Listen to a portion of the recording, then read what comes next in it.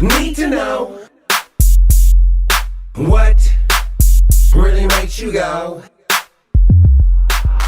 Yo, shout out to the Most High. It's always a high see moving on lower states. You know what I'm saying? I got another episode of I Need to Know with my motherfucking special guest, Irk the motherfucking Joker. You going by Kevin Allen? What you doing? Kevin Allen. Okay, for sure. What's up with you? You know what it is. My motherfucker, I got him right here. You know what I'm saying? Blood. How you doing? Man, I'm chilling, man. Okay, so what do you do now? You know what I'm saying? What you doing? Tell them. Chilling. Okay. Making music, art, photography. Okay. Branding, learning some branding, you know what I mean? Okay, for sure. I want to get into that single that you had, though. That used to be one of my motherfucking favorite songs, you know what I'm saying? Mm-hmm. I couldn't wait till that shit came on and that R.O.D., I Can't Stand You. Mm-hmm. Y'all two motherfuckers, man, was representing this shit right. How did it feel to be part of that shit, having one of the knockingest motherfucking songs on that motherfucking radio at that time? It was cool. It was a cool feeling. Like, all self-produced to just out the trunk, really. You know what I mean? It's the first song I really put out there, like, on some, like, you know what I mean? Twitter. Yeah. So let me see what this Twitter shit is about. And, you know what I mean? It made a move, so it was cool. Yeah, that shit, man, I ain't gonna lie. I had a delivery job. I couldn't wait till that motherfucker came on. You know what I'm saying? What was the delivery job? I was working at AutoZone delivering parts. Okay. You know what I'm saying? It's right, especially like when I go to Pittsburgh, right when I get through that cattle cut tunnel, and guess what? I knew it was good when I was right here. Ain't that what the fuck you be saying? Sometimes. You know what I'm saying? That shit was lightweight in auto-tune, huh? Yeah. Okay, for sure. Do you got some more shit in auto-tune?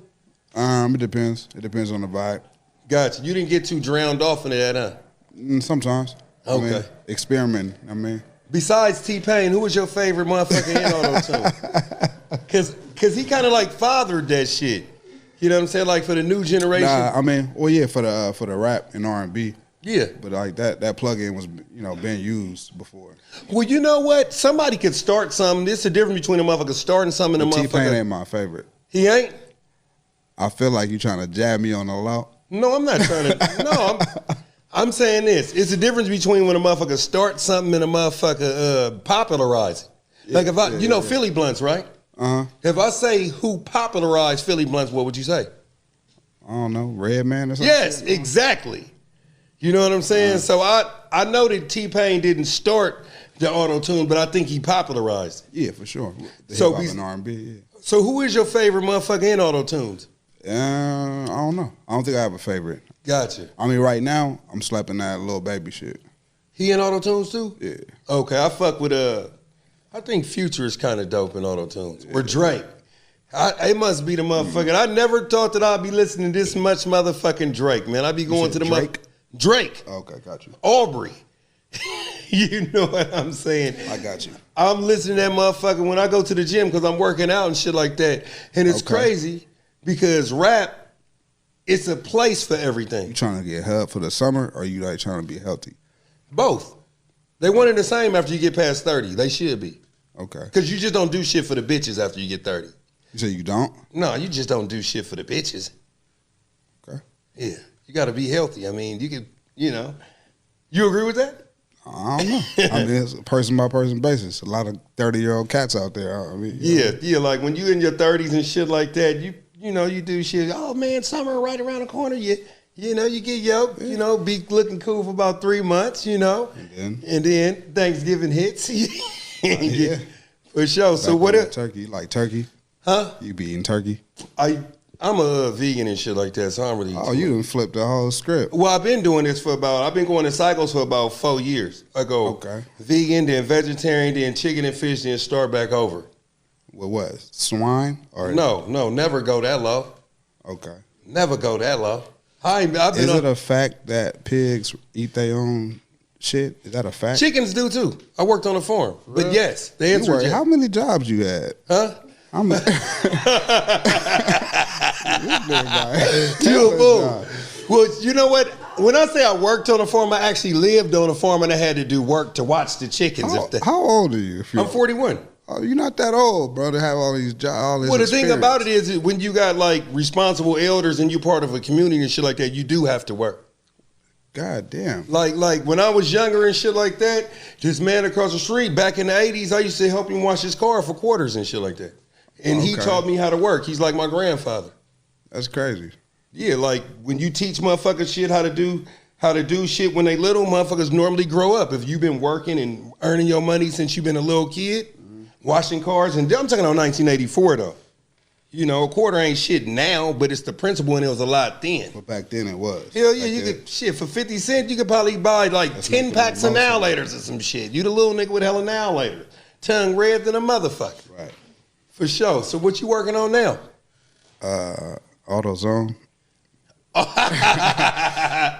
No, I got a group project really I'm putting together. It didn't really start as a group project. It started as like just rap camp, keeping your people around you, keeping it sharp. Mm-hmm.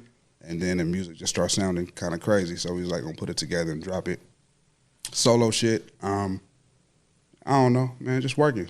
Just creating art for the sake of creating art. For sure. You know what I mean? So who you got in the group? It's me, Monty Draper, Mo Green. It's like 10, 15. Champ Green is in it. Okay, gotcha. Shout out to Champ Green. That's my motherfucking homie. It's a lot of people, bro. Yeah, Champ Green is definitely Brookfield dope. dudes. I don't know, man. Yeah. So is it gonna be like a compilation or something like that? Something like that. Is it dropping this summer or soon or what? Probably sooner than that. We mix it now, so probably sooner than that. Okay. Just for the rap fans, you know what I mean? Gotcha. And what was your first entitled album called? Depends on what you mean by, like, you mean mixtape, project that was like in store, like, you know what I mean? Matter of fact, let's start over. How long you been doing this? Forever, bro. Okay. Ever since a little ass kid, everybody was rapping. Gotcha. Yeah. What was your first piece of equipment that you got? You was like, man, this is my motherfucking baby, man. It's a tragedy, but I'll tell the story anyway. I was talking to this girl. She got like a settlement, and she gave me some money, right? And I told her I was gonna buy a studio, and she really was like, here. And I bought like a computer and a mic and Pro Tools and everything. It just started making music from then, like it didn't stop. So it was like everything, just all at once, speakers, all the shit. And just locked myself in a room until I figured out how to use this shit. And that was it. What's the tragedy?